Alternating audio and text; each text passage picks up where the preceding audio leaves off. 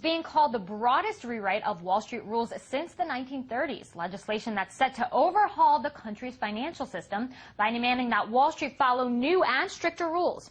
Now, a joint House and Senate committee approved this bank regulation bill that now goes back to each chamber for one final vote, and it's actually expected to be back on Barack Obama's desk by July 4th. So what's actually in this bill, and will it ensure that something like the 2007 financial crisis never happens again?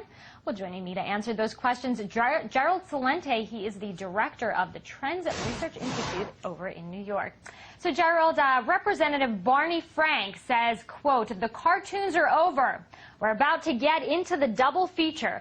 Barack Obama saying that these reforms are making their way through Congress and they will prevent another financial crisis from happening. So what is in this bill that Barack Obama and these lawmakers are confident enough to say such things? Well, I think you should listen to the language. The cartoons are over. Yeah, a Mickey Mouse congressman should know a cartoon when he sees one. And it's a double feature. He's 100% right. Get ready for it. It's political theater. How could any adult believe what they're talking about? And I'm not saying this. Let me read from Bloomberg this morning. Banks dodged a bullet. A U.S. Congress dilutes trading rules. This isn't the World Socialist Organization writing this. This is Bloomberg. They didn't dodge the 1930s. Well, let's remember, they deregulated the regulations in the 1930s, like the Glass-Steagall Act, which would have prevented the too big to bail out banks from becoming too big, and they did nothing to stop the too bigs from even growing bigger. Those politicians, well, we're glad that you're keeping a check on them. At least Gerald Celente is doing that. But Gerald, let's talk about the sort of winners and losers of this bill. Because many are saying, of course, it's a win for the White House, but also a big win for the U.S. Federal Reserve, an institution that's consistently coming under fire, at least from lawmakers like Senator Bernie Sanders and Congressman Ron Paul. What is your take on that this particular institution will probably get even more power with this bill?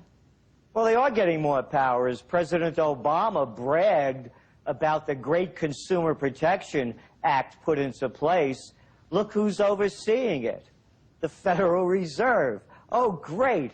That's like putting the Minerals Management Service that overlooks BP's disaster in all the oil industry in charge of overlooking the consumer. So it's nothing. As I said, Barney Frank said it. Get ready for the double feature. It's nothing more than political theater. It does nothing but keep the status quo in place. Look, you have 6 of the largest banks controlling nearly $10 trillion in assets. You have 3 of the banks controlling 2/3 of all the domestic credit card action. Nothing has changed of any consequence. It's interesting that you say that because experts have said that, you know, Barack Obama can sort of take this piece of legislation and wave it into the faces of those leaders that he's meeting with in Canada, the G8 and the G20, and say, hey, look what we did. But the bigger question here is that even with these leaders, they're having their own internal debate because Barack Obama is also, let's not forget, a proponent of the stimulus. So right now they're having a debate whether to cut spending, whether to implement austerity measures or continue with the stimulus. He seems to be in opposition with other leaders that are really calling for deficit reduction, while he's warning that if we cut the stimulus way too quickly, it's going to lead to another, depression. Well, the United States has an advantage that they don't have, and that is Greece can't print more money. Spain can't print more money. The United States can. They have to go into austerity measures. It's insanity for President Barack Obama to keep telling nations and people to take on more debt as though that's going to somehow wipe away the old debt. So the Europeans know the story. They remember the tales of the Weimar Republic and runaway inflation. So austerity measures are on the table throughout Europe and much of the world.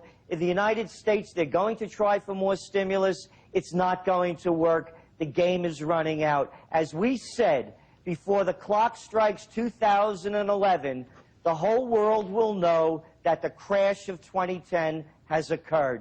These measures will do nothing to stop it. But, Gerald, at the same time, you know, the people that we see on the streets, the people who live in some of those countries, they're protesting against these austerity measures. They want their government to spend more.